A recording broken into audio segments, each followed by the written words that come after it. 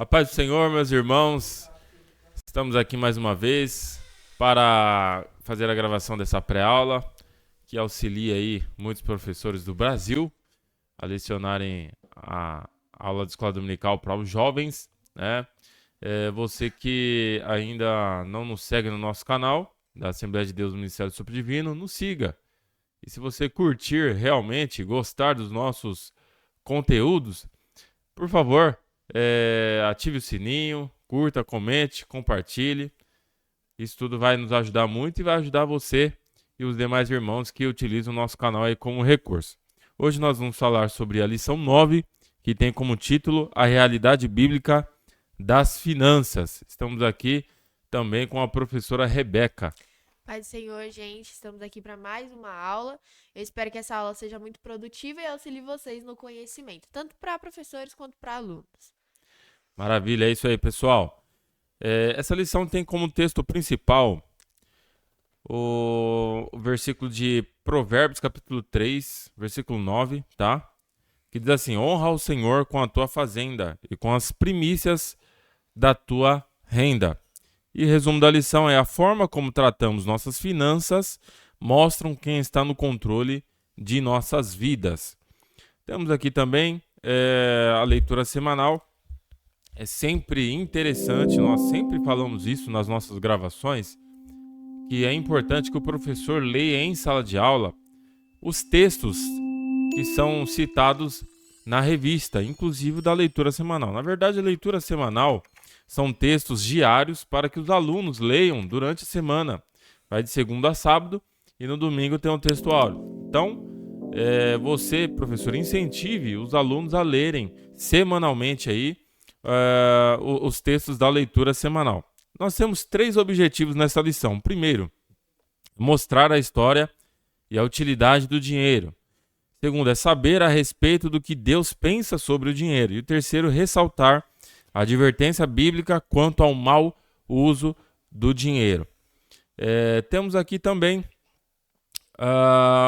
o texto bíblico que está em Deuteronômio, do capítulo 8, e no versículo 11 até o 18, ok?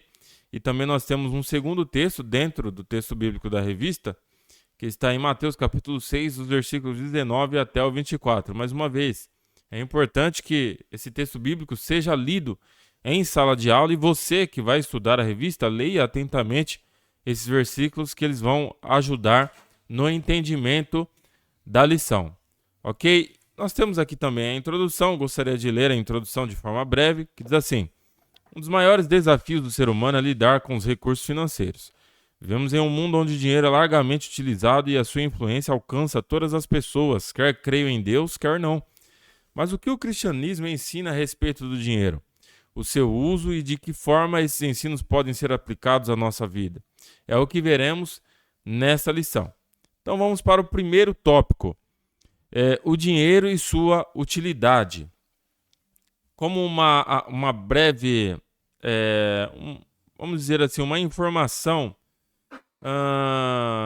secular a respeito do dinheiro, uma informação geral a respeito do dinheiro. Ainda não estamos tratando do dinheiro dentro da Bíblia, tá? Mas uma breve história de como o dinheiro passou a existir. Para que a gente possa compreender a importância do dinheiro, é importante conhecer um pouco da sua história, como acontecia antigamente. Para se mensurar os bens de uma pessoa, era necessário ter um objeto que pudesse servir como troca por um determinado bem também, né? Então passou-se a fazer o dinheiro. Antigamente tinham-se moedas, né? Quando foi criado o dinheiro, não havia-se nota, mas havia moedas, né? Moedas feitas ali de ouro ou de qualquer outro material. E esse era o dinheiro que servia como troca para você adquirir bens, né? E hoje nós temos aí, o dinheiro ele já está mais evoluído. Hoje nós temos nota, o papel utilizado para fazer dinheiro. E aqui no subtópico 2, nós temos o valor do dinheiro. E esse subtópico vai ficar com a Rebeca. Isso, como o Matheus falou, Hoje nós temos diversas formas de mensurar quantidades econômicas financeiras, no caso, o dinheiro. Então, embora o papel moeda ele tivesse sido algo muito, como eu posso dizer, algo que mudasse a realidade naquele momento, da onde vinha as trocas, então era o sistema de trocas, então eu tinha uma coisa e eu queria uma outra coisa que você vendia, então eu trocava, e depois criou as moedas e aí chegou ao papel moeda. Hoje o papel moeda também já está em desuso, então acredito que vocês acompanhem os memes na internet. O pessoal até zoa que isso é coisa dos incas, maias e astecas. Hoje a gente tem Pix, transações, você consegue fazer um Pix, sei lá, de madrugada para alguém. Então, hoje já não é tão usado também essa questão do papel moeda. Mas a gente tem aí por meios digitais muitas outras facilidades que nos permitam dispor do dinheiro, então fazer um pagamento, comprar algo. Tem muita tecnologia, então hoje você não precisa nem de um cartão. Você pode usar seu celular. Se você quiser passar uma coisa no crédito, no débito, se você tem um celular, você tem tudo. Então, com a tecnologia, isso evoluiu muito. Então, aqui até achei interessante falar que tem um ponto na revista que vem trazendo que as escrituras sagradas não condenam ter bens materiais, entretanto, alertam para o amor ao dinheiro. Então, esse subtópico vem falando sobre o valor do dinheiro. Não precisa ser confundido. Eu acho que o mundo já tem feito isso, confundido a questão do valor do dinheiro e aquilo e o amor ao dinheiro. São coisas que têm se complementado na visão mundana da coisa. Mas nós, como cristãos, somos alertados pela palavra do Senhor a não amar ao dinheiro. Então, nós precisamos entender o valor do dinheiro, a importância dele no mundo, porque embora tenha aquela frase do dinheiro não traz felicidade, mas eu discordo. Mas o dinheiro, ele facilita muito e ajuda muito na sua vida. É lógico que a sua vida não pode, a sua felicidade não pode depender do ter dinheiro. Mas o dinheiro, ele pode auxiliar muito em muitas áreas da sua vida. Então, se você não tem dinheiro hoje, você não come, você não compra, você não paga suas contas, então você não vai ter água, você não vai ter luz, talvez você não tenha uma casa, se você mora de aluguel. Nós precisamos entender a importância do dinheiro, mas não podemos nos apegar a ele. E aí aqui já passamos para o subtópico 3, que é um assunto bastante espiritual. A gente precisa entender que todas as pessoas necessitam de dinheiro. Sim. Dinheiro é uma necessidade. Se por um acaso um dia você encontrar algum cristão dizendo que o dinheiro não é importante, ele não conhece a Bíblia, né? Ele está falando sobre um assunto que a Bíblia nos diz que é necessário, né? É importante para nós. Para qualquer pessoa, o dinheiro é importante. Sim.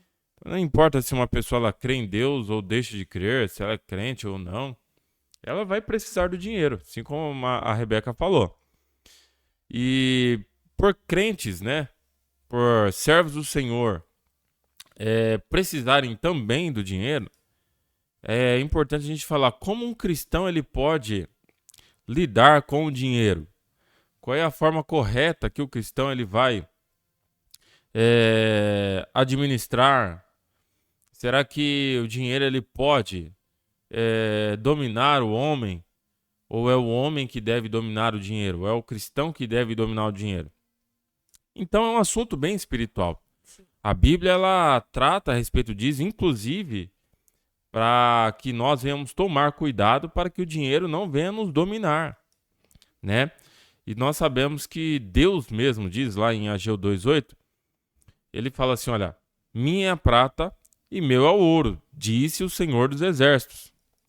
Os discípulos, entre os discípulos ali, nós tivemos duas pessoas, dois dos discípulos, eles estavam ligados diretamente a dinheiro, né? Primeiro nós tínhamos ali Mateus, que era um cobrador de impostos, e nós tínhamos Judas, que ele cuidava da parte financeira ali dos discípulos, né? Inclusive teve até um episódio em que a Bíblia nos conta que Judas ele roubava o dinheiro ali dos discípulos, daquilo que era arrecadado, e também que ele vendeu Jesus por dinheiro. Então é um assunto espiritual. Se o crente ele não se atentar na Bíblia, para o que a Bíblia diz em relação ao dinheiro, para o que a Bíblia diz em relação ao contexto financeiro da vida de um cristão, ele com certeza ele vai ser falho neste assunto.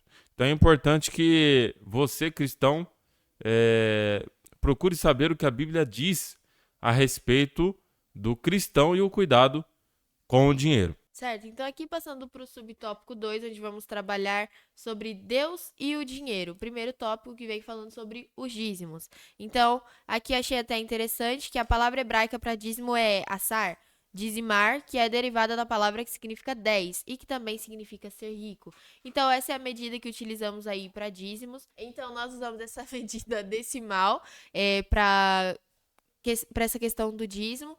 E aqui na revista vem trazendo um assunto muito importante, que o dízimo era um assunto, até fala aqui, que era tratado com muita naturalidade em Israel, pelos judeus, como uma forma de reconhecer o poder de Deus e o sustento em suas vidas. Então, o sustento de Deus na vida das pessoas.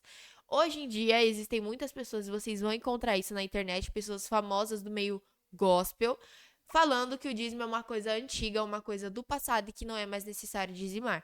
Gente, está errado. Então, o propósito do dízimo naquela época já era para o sustento ali do culto, dos levitas, então, da casa do Senhor, das coisas do Senhor. Então, como eu posso dizer que isso é algo do passado se hoje temos ainda a casa do Senhor, as pessoas que vivem em prol do reino, então pessoas que dispõem da sua vida, dos seus sonhos, para viver uma vida com o Senhor, pessoas que não trabalham. Então aqui nós temos um exemplo muito claro disso, a missionária Raquel, vocês conhecem ela, veem ela aqui no canal, ela deixou os sonhos dela, ela deixou a vida dela, o sonho profissional, e ela vive em prol de fazer algo para o reino. Então ela está lá se preparando para levar a tradução da Bíblia para povos que ainda não foram alcançados. Então, o que o seu dízimo faz? Quando você dizima na sua casa, o dever de quem recebe o seu dízimo, então dos responsáveis pela tesouraria da sua igreja, é auxiliar esses irmãos, aqueles que estão em dificuldades, aqueles que, os missionários, então pagar as contas da igreja, porque as pessoas acham que a igreja não tem conta, ninguém gasta água, ninguém gasta luz, quando tem cantina, quando tem algum almoço, algum evento. Gente, o dinheiro que entra na igreja é para isso, para subsidiar tudo a parte financeira que envolve a igreja. Então, quem fala isso hoje em dia, sei lá, eu acho que não entende, não lê a Bíblia ou não congrega. Não sei se dizer que não congrega é a palavra certa, mas parece que não. Porque se você está todos os dias possíveis na casa do Senhor, você vê que tem necessidades. Então, hoje nós estamos vivendo uma situação muito difícil no Brasil, principalmente no Rio Grande do Sul. Então, você vê muitas igrejas em prol de levar, de fazer arrecadações e de fazer ofertas para o pessoal que está lá no Rio Grande do Sul padecendo necessidade. Então, os dízimos não é para enriquecer ninguém, como as pessoas dizem por aí. O dízimo é em prol das pessoas, em prol de fazer o bem, em prol da igreja do Senhor aqui na terra, tanto a igreja, o templo, como a igreja, as pessoas. Então, essa é a intenção. Não adianta eu querer falar, isso é uma coisa antiga, não, porque é uma necessidade atual também. Então, assim como tinha necessidade naquela época, tem a necessidade hoje. Assim como as pessoas naquela época engrandeciam ao Senhor através das suas posses, através daquilo que eles tinham, também é o meu dever. Deus continua abençoando o seu povo. Por que que eu não posso retribuir ao Senhor aquilo que ele tem me feito? Então, tem um salmo que fala, como poderei retribuir ao Senhor por todos os benefícios que me tem feito? É lógico que não é com o dinheiro que você vai retribuir, mas assim, se eu recebo um salário, se todos os dias da minha vida eu acordo, é porque Deus permitiu. Se eu tenho disposição, se eu tenho vida, eu respiro e eu posso ir trabalhar, é porque Deus me deu essa vida, ele soprou em mim a vida. Então, se eu recebo esse meu salário, é porque Deus me deu a vida para que eu pudesse trabalhar. Ele me deu forças, ele me deu saúde. Então, não é nada, nossa, do fim do mundo eu dar 10% para ele. O que é 10% de se eu tô com os outros 90%? Então, o dízimo é uma coisa atual. Não levem em consideração as pessoas que falam que isso é antigo. Assim como Deus abençoava o povo antigamente e o povo retribuía ao Senhor, nós também podemos retribuir. E é através dessa retribuição que nós entregamos diante da casa do Senhor, muitas outras vidas podem ser alcançadas. Então, às vezes você não sabe, mas quantos irmãos que estavam do seu lado foram alcançados porque você ofertou, porque você dizimou e esse valor chegou até o seu irmão. Então, nós não podemos levar em consideração as pessoas que tratam o dízimo como se fosse algo banal e algo antigo. E aqui já passamos para o subtópico 2, honrando ao Senhor. É muito importante a gente frisar aqui que hoje, principalmente na internet, por isso que a gente precisa tomar cuidado com o que a gente vê na internet. Sim. Existem muitos moralistas, muitos professores, muitos teólogos de internet. E esses teólogos de internet, não são todos, obviamente, eles gostam de contradizer aquilo que o seu pastor diz na sua igreja.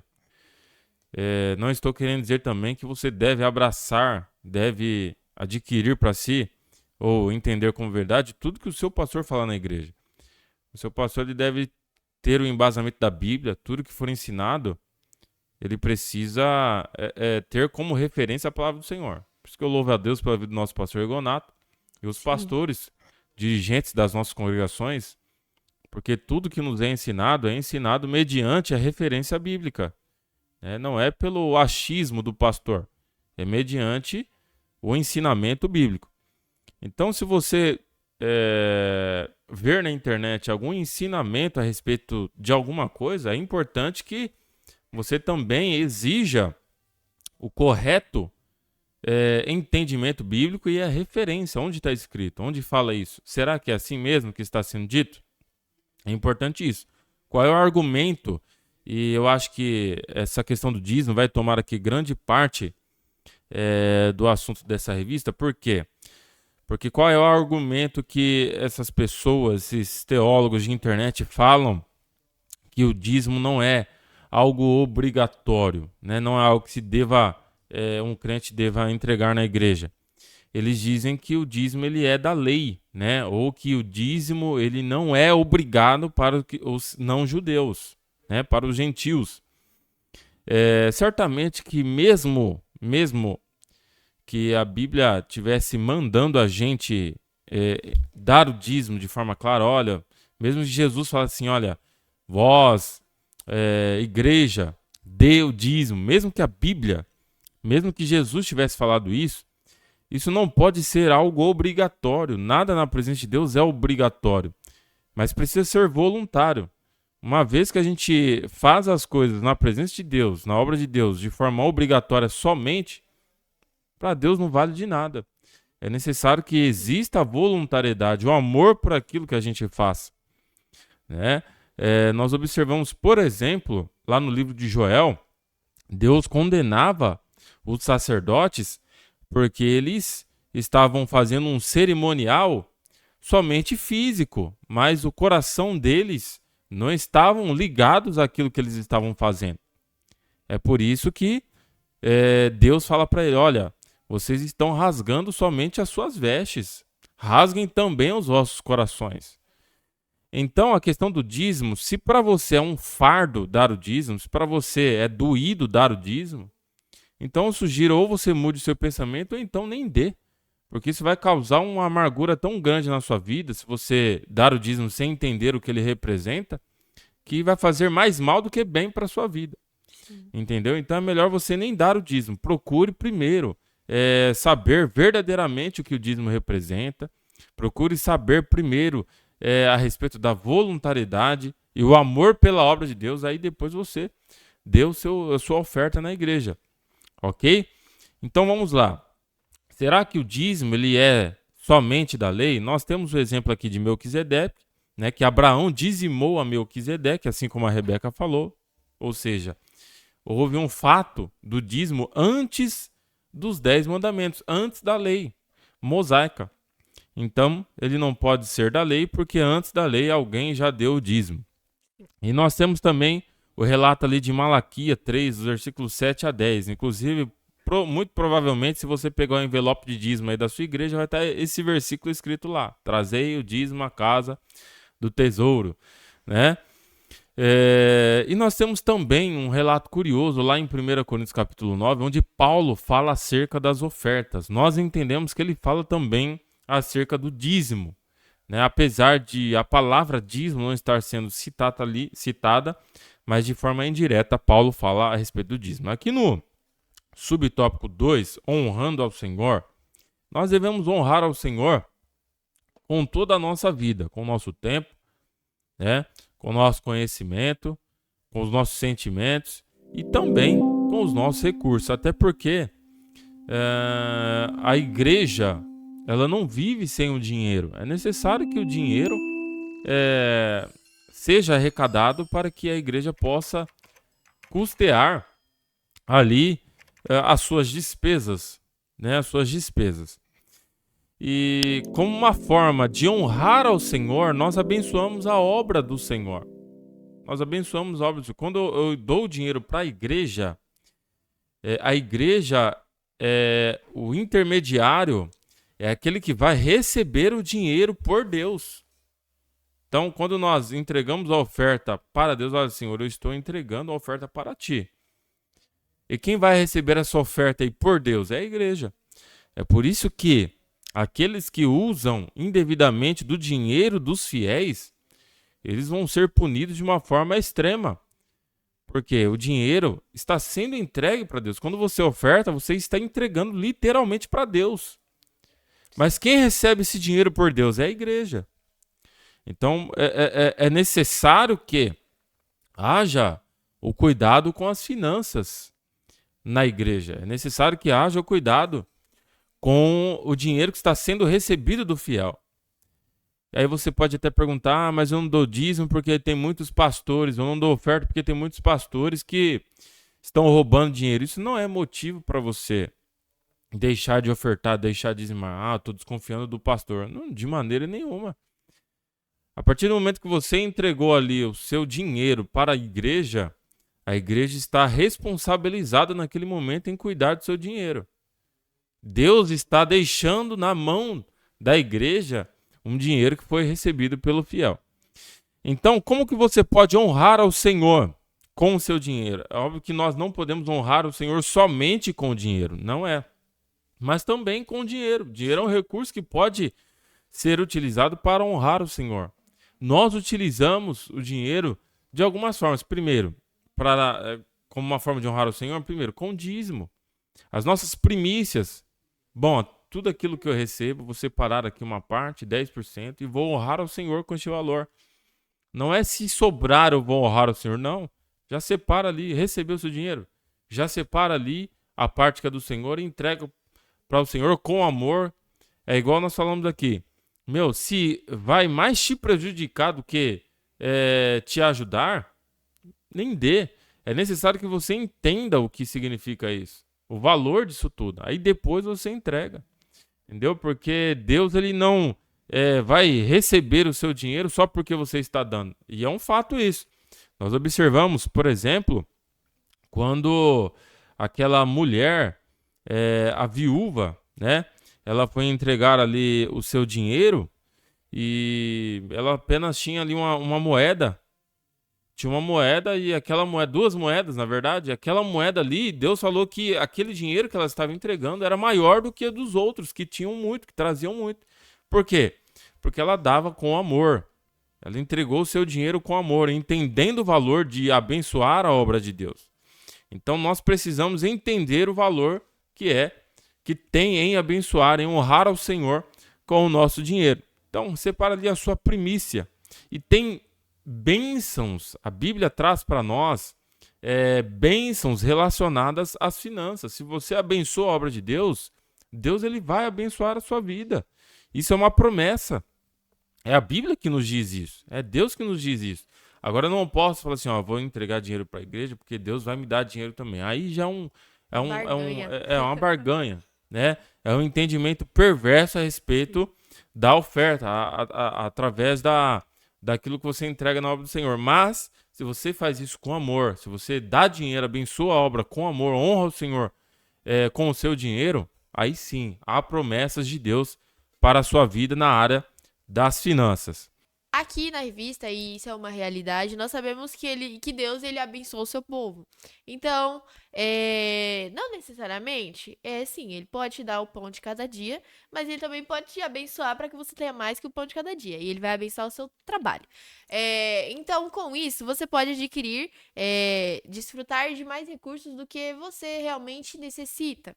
Então, aqui essa questão de auxiliar aos irmãos é como uma forma de fazer-nos lembrar de de não só pensarmos em nós, mas lembrar que existem pessoas que não têm e que precisam ser socorridas em momentos de dificuldade. Então, como eu já citei, o que está acontecendo no Rio Grande do Sul, eu acho que esse é um dos exemplos mais claros para que todos nós entendamos essa questão de ajudar aos irmãos. Então, quantas pessoas arrecadaram roupas, sapatos, muitas pessoas agem de má fé nessa questão. Então, eu vi relatos de pessoas que davam aquilo que elas só não queriam mais e aí elas entregavam para as pessoas, mas muitas pessoas foram abençoadas com roupas que elas precisavam, com roupas que a outra pessoa olhou e pensou: olha, isso daqui alguém pode estar precisando. E aí ela doou. Então, é uma questão de você entender e também trabalhar no seu coração a generosidade. Então, quando aqui a gente fala de dízimos, pessoas que não quer dar dízimo porque vai ter menos dinheiro e tal, a gente fala de um coração avarento, de um coração preso às coisas. E eu acho que tanto o dízimo quanto você auxiliar aos seus irmãos, isso trabalha em você a generosidade. E aqui a gente entende que existem pessoas que estão necessitadas. Então, numa igreja, no meio do corpo de Cristo, não necessariamente você vai saber quem está padecendo uma necessidade. Então, é por isso que é importante essa questão de você levar até a casa do Senhor aquilo que você sabe que talvez alguém precise. É claro que existem situações, eu acho que eu já vi muitos testemunhos de pessoas que falaram que a pessoa precisava de algo específico e Deus usou alguém para ir até a casa dela e dar aquele algo que ela precisava. Então, fosse alimento, fosse roupa, fosse sapato. Então, isso acontece. Mas também as igrejas aqui nós temos todo o culto de Santa Ceia, que é o culto onde vem as outras congregações. Nós temos um baú, uma espécie de baú, onde deixamos o quilo de alimento não perecível. Então, existem várias formas de auxiliar aos irmãos. Se na sua igreja não tem, seja você então um que vai começar com isso, com esse projeto. É algo muito importante, porque quando a gente está falando do corpo, realmente o corpo ele tem que ser unido. Então, se seu irmão tem uma necessidade, é bom que a necessidade dele seja sanada. Não adianta você estar aí desfrutando de tudo, sendo abençoado pelo Senhor, e você não olhar com amor e com generosidade para o seu próximo. Então pense se aí tem, ajude os projetos que você souber, porque é algo importante que nós façamos. Então, ajudar aos nossos irmãos. Às vezes não vai estar sobrando, mas mesmo assim você pode ajudar alguém. Não deixe de lado essa questão. Tenha um coração generoso. E aqui nós passamos para o tópico 3, subtópico 1, que vem falando sobre as advertências contra o mau uso do dinheiro.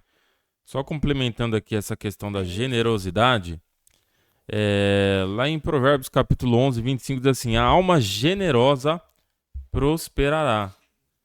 E outra também, lá na igreja primitiva, nós observamos que aqueles que tinham propriedades, eles vendiam suas propriedades, né, para ajudar aqueles irmãos que tinham poucos recursos. Por exemplo, lá em Lucas capítulo 3, versículo 11, a orientação para os irmãos é: olha, quem tem 2 túnicas, dê uma para quem não tem, né? Então a Bíblia nos ensina essa questão. A Bíblia ela nos ensina a ajudar o irmão. Vamos aqui no subtópico 1 do tópico 3, do cuidado com a avareza e o enriquecimento ilícito. É importante a gente entender que você ter bens, acumular para si riqueza, não é pecado. O problema é você fazer isso de forma ilícita. E o outro problema é ser avarento, fazer tudo por dinheiro. A Bíblia condena se você é avarento, tá? A Bíblia condena isso. É pecado você ser rico? De maneira nenhuma. Nós não vamos encontrar na Bíblia nenhum texto ou nenhum versículo dizendo: olha, é pecado você ser rico. Nós temos algumas menções na Bíblia. Por exemplo, quando Jesus fala que é mais fácil um camelo passar pela agulha do que um rico entrar no reino dos céus, né? Ou, por exemplo, quando aquele jovem rico, né, Jesus falou para ele: olha, se você quer ser salvo, você precisa pegar as suas riquezas, tudo que você tem, e dar aos pobres, né? Isso não quer dizer que Jesus ou a Bíblia condena uma pessoa ou um crente ser rico. O problema, primeiro, quando Jesus fala assim, é mais fácil um camelo passar por uma agulha do que um rico entrar no reino dos céus, é porque geralmente as pessoas se deixam levar pela sua riqueza. Tem o seu coração preso naquilo. É por isso que é difícil. Mas a Bíblia não está dizendo que o rico não vai para o céu. A segunda questão do jovem rico. Jesus não falou isso para aquele jovem rico porque ter riqueza é pecado. É porque o jovem rico tinha o seu coração preso à sua riqueza. Se o jovem rico falasse assim, não, tá bom, eu vou dar todo o meu dinheiro para os pobres. Certamente ele seria abençoado e por ser rico, geralmente quem é rico tem a cabeça rica também. E ele conseguiria com certeza conquistar novamente todas as suas riquezas. Então a Bíblia não condena a riqueza, a Bíblia condena a avareza, a Bíblia condena o enriquecimento ilícito. É aí que mora o problema. Então se você estuda, trabalha e tem um desejo de ser rico, maravilha, glória a Deus, seus filhos vão agradecer muito a sua aposentadoria, a sua velhice vai agradecer muito, mas lembre-se, você não pode viver em prol disso, como se a riqueza fosse a coisa mais importante do mundo. É uma verdade que dinheiro não traz felicidade. Dinheiro ele traz momentos que você nunca poderia ter na sua vida, né? Se dinheiro trouxesse felicidade, todos os ricos seriam felizes, mas isso não é uma verdade. Isso não é uma verdade. O dinheiro pode trazer momentos maravilhosos para você, tá certo? Então tome cuidado com a avareza e com o enriquecimento ilícito. É que hoje essa questão do enriquecimento ilícito é algo muito que está muito atual. É algo muito forte, ainda mais se você é uma pessoa que está na internet. Se você, sei lá, usa o Instagram, ou até mesmo nem isso. Hoje, infelizmente, e isso é muito triste, a gente sabe que tá em alta essa questão de casa de aposta, esses sistemas de pirâmide financeira. E a gente sabe que sempre foi uma realidade no mundo, mas infelizmente hoje isso tem sido uma realidade no mundo cristão. Então, essa questão de jogo do tigrinho, jogo de não sei quem, jogo de não sei quem, até cristãos entraram nessa. Então, influenciadores cristãos divulgando casas de apostas, divulgando esquemas de pirâmide.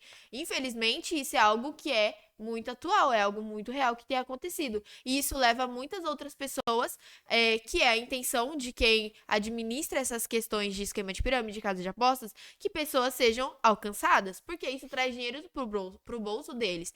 E aí, quem assiste, quem é amigo de pessoas que fazem isso, vai na onda porque é dinheiro fácil.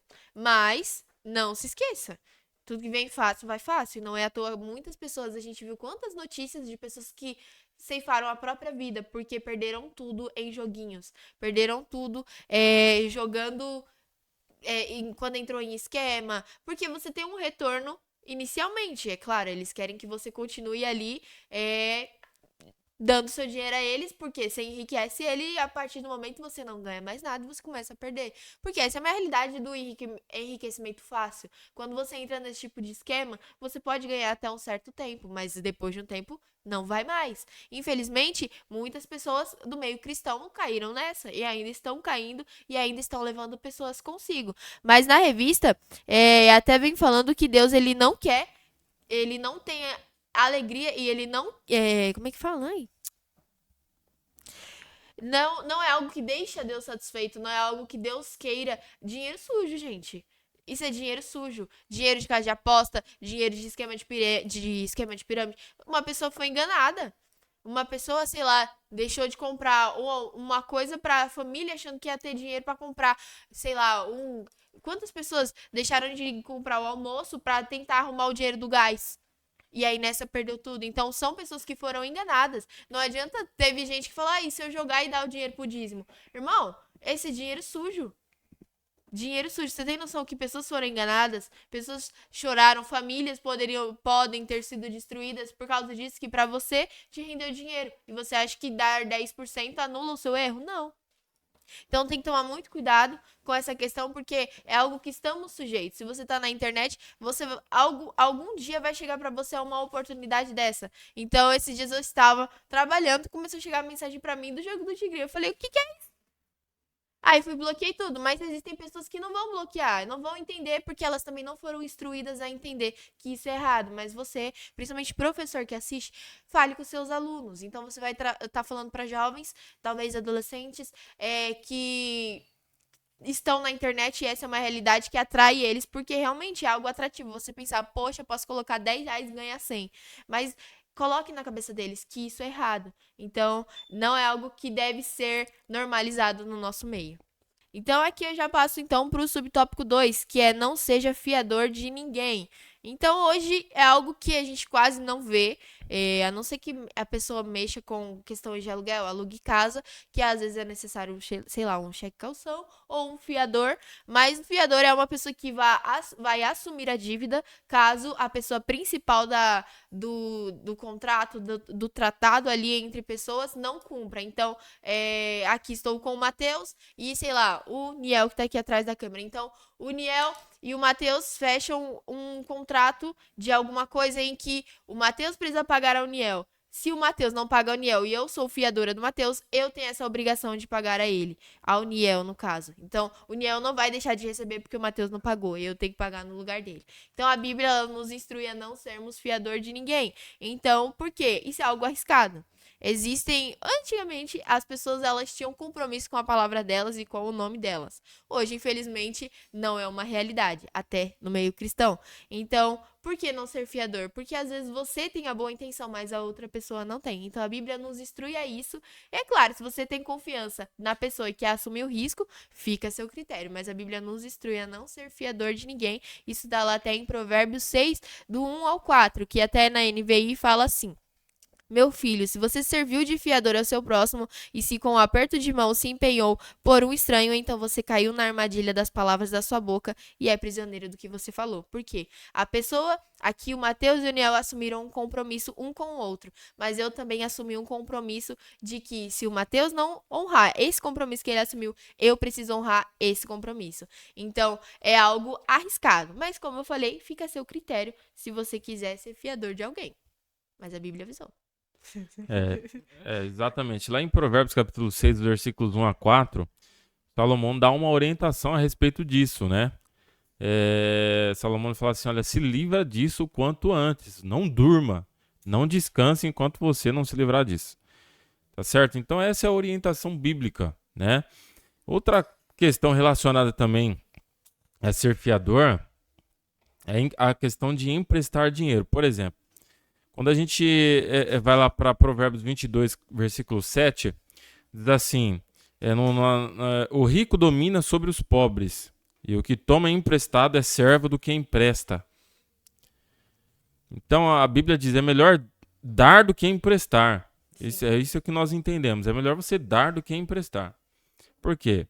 Porque uma vez que você empresta dinheiro, aquele que pegou emprestado, você fica servo dele, entendeu? O que toma emprestado é servo do que empresta. Então, essas questões assim são complexas. A gente precisa ver bem para quem a gente empresta, precisa ver bem para quem a gente se torna fiador. São questões muito pessoais, muito íntimas, né, que a gente precisa tomar cuidado, porque o nome do cristão, ele precisa ser bem valorizado. O nome é precioso. O nome que a pessoa tem é algo precioso, né? Nós observamos pela palavra de Deus que a maior exigência em relação ao testemunho do cristão é a sua moral. É a sua moral. Já pensou um crente caloteiro? Não combina, né? Não combina. Um crente que ele deve, um crente que ele tem um nome sujo, apesar de que muitos cristãos hoje, por causa da falta de gestão financeira, acaba tendo um nome sujo, mas não cabe muito bem. A gente precisa ser irrepreensível. É isso que a Bíblia nos ensina. Ok? Vamos aqui para o subtópico 3, o último subtópico, que diz assim: saiba lidar com os recursos que Deus dá. Deus disse para Adão, para ele dominar Ou seja, o ser humano criado por Deus, aquele que é a imagem e semelhança de Deus, ele é um dominador. Ele tem domínio próprio. Então, essa semelhança, essa imagem e semelhança, a princípio, ela foi perdida por causa do pecado. Mas a partir do momento que nós retornamos para a graça de Deus, nós retornamos e recebemos em nossa vida o Espírito Santo, essa imagem e semelhança retornou para a nossa vida. Então nós precisamos entender que se o Espírito Santo habita em nós, nós somos dominadores e não dominados. Nós precisamos ter em nossa vida o domínio próprio. Então o dinheiro, os recursos, eles precisam ser dominados por nós. Nós precisamos definir o destino desse dinheiro. Nós não podemos de maneira nenhuma dizer, bom, eu faço tudo para ter mais dinheiro. De maneira nenhuma, nós não fazemos tudo para ter dinheiro. Nós procuramos somente os meios lícitos para o enriquecimento, ok? Então, nós devemos saber lidar com os recursos, destinar o fim certo para o recurso, saber ter momentos de prazer com o dinheiro, com a nossa família, com os nossos amigos, destinar os recursos para o nosso futuro, para a nossa aposentadoria. Então, isso tudo a Bíblia nos ensina. A Bíblia nos ensina a ser sábios, né? E qual que é a melhor maneira de ser sábio quando nós estamos falando do assunto finanças? É simples, é só você ser bem organizado. É difícil, é muito difícil ser bem organizado financeiramente. É muito difícil.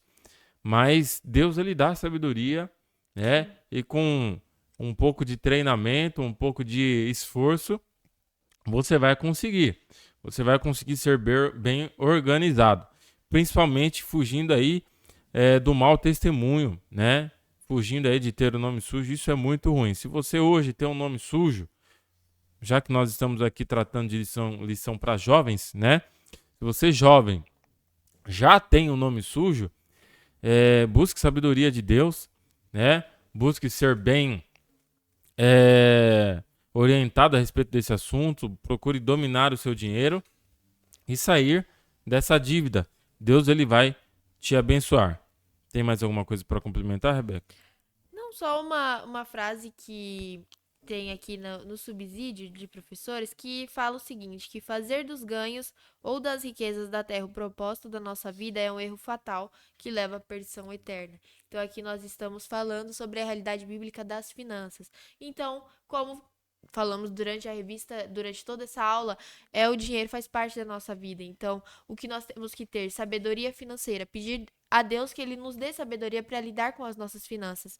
Então, tudo que nós ganhamos, tudo que nós recebemos, seja financeiro ou não, tem que ser algo que vem para abençoar a nossa vida e nós possamos abençoar o reino, abençoar as pessoas, mas não pode ser algo que vá nos fazer todo dia acordar de manhã falando, não, eu preciso acordar porque eu preciso ter dinheiro. Não pode ser o que nos move. Então, é algo importante que faz diferença na nossa vida, é claro, mas não pode ser o que nos move, não pode ser o que envolve o nosso coração, não pode ser o tesouro que está dentro do nosso coração. Falando para jovens, eu acho que é algo muito importante, porque a gente na escola não tem tanta educação financeira, mas eu acho legal trabalhar isso com jovens dentro da casa do Senhor. Porque as pessoas têm essa mentalidade de que, durante muitos anos, de que ser rico era pecado. E ser rico não é pecado, como o Matheus falou. Mas nós temos que ter sabedoria para lidar com o dinheiro também. Então, é isso. Perfeito. Vamos para a conclusão, então? A forma como lidamos com o dinheiro mostra quem está no comando de nossa vida. Não é errado ter recursos financeiros, desde que não sejam eles que mandem em nós. O dinheiro tem a capacidade de mudar o pensamento daquele que se deixa levar por ele. E por isso, somos advertidos a não colocar nosso coração nas riquezas, pois elas são instáveis e podem nos desviar dos propósitos divinos. Portanto, usemos o dinheiro com sabedoria, cientes de que prestaremos contas a Deus de nossa mordomia. Ou seja, tudo que nós falamos aqui foi resumido. Nós devemos dominar o dinheiro, tomar cuidado para que o dinheiro não nos domine, colocar um destino certo para o dinheiro, honrar ao Senhor com as nossas riquezas. Bom, pessoal, Nós estamos finalizando aqui mais uma aula. Agradeço aí pela sua paciência e creio que você está sendo muito bem abençoado. Não é isso, Rebeca? Com certeza. Espero que essa aula tenha ajudado você, professor, ou você que gosta de nos assistir. Não esqueça de curtir, de comentar, de compartilhar também, para que mais pessoas tenham acesso à palavra do Senhor, que cada professor traz aqui. Então, nós não temos só as pré-aulas, nós também temos palavras do Senhor. Então, que mais pessoas possam ser alcançadas. E eu espero que vocês tenham gostado do vídeo. Mais alguma consideração, Matheus? Só isso aí. Obrigado, Tchau, pessoal. Até tchau. logo. Até a Tchau, tchau. próxima.